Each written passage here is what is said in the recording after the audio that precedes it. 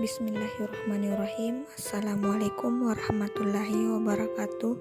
Perkenalkan, nama saya Agusti Rawati, NIM 30600120041.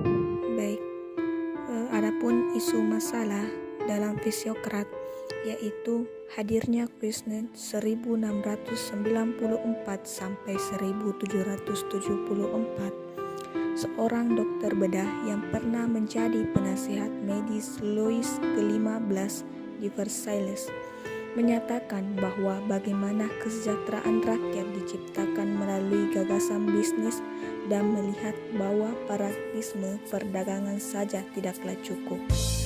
Yang dapat dilakukan adalah menumbuhkan kegiatan produksi dan distribusi untuk kemakmuran rakyat. Tanpa produksi ekonomi, masyarakat menjadi mati dan masyarakat tersebut tidak dapat mengorganisir dirinya ke dalam masyarakat ekonomis. Secara moral, kegiatan produksi menunjukkan dengan jelas keterlibatan real banyak orang sebagai subjek ekonomi dalam proses ekonomi suatu bangsa secara keseluruhan.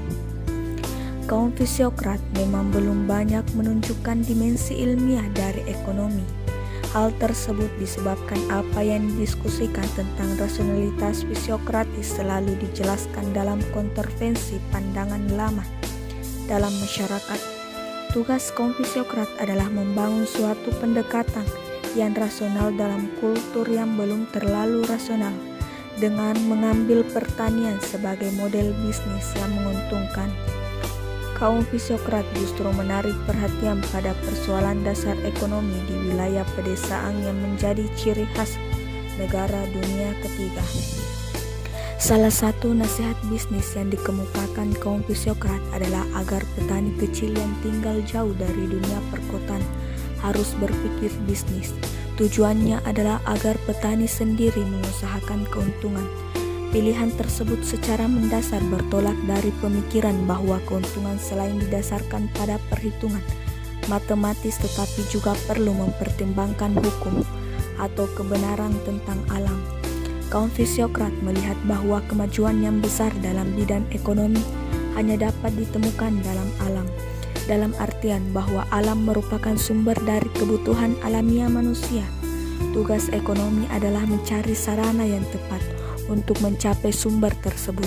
Dengan kerja dan penghargaan sosial, kaum fisiokrat berasumsi bahwa mencari keuntungan sebesar-besarnya tidak bertentangan dengan prinsip alam, yaitu keteraturan kosmis. Dalam tataran kemasyarakatan, keteraturan tersebut dapat ditafsir sebagai keteraturan sosial.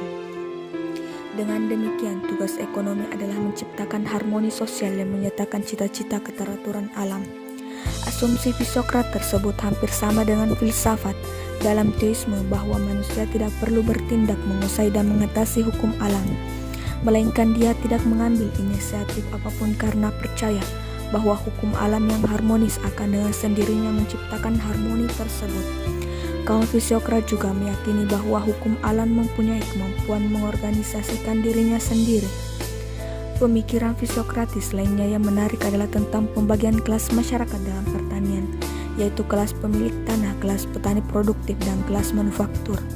Setiap kelas adalah fungsionaris dalam masyarakat yang memiliki hubungan dengan kelas masyarakat lain.